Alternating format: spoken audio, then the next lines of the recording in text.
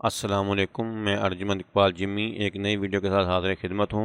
ये camera man जो कि मेहंदी का फंक्शन करके आया है, और ये देखें आप, इस वीडियो का शदीद वाइट बैलेंस आउट है, यानी टोटल फिल्म येलो ही पड़ी है। अब ये देखें, अब इसे किस तरह एडजस्ट करना है बिल्कुल वन क्लिक में, जो मैं आपको बताने वाला हूँ। ये देखें, Alt Shift 5 और ये है colour wheel and match. Open करें इसे, और कर्सर को मैं इधर ला रहा हूँ क्योंकि ये वाइट बैलेंस दुरुस्त है। इसे क्लिक किया और ये कंप्रेशन व्यू, इसे क्लिक करें और इस कर्सर को इसी क्लिप पे लेके जाएं।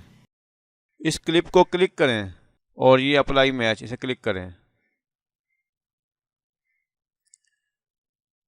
फ़र्क आपके सामने है, ये देखें, क्लिक Alt Shift 6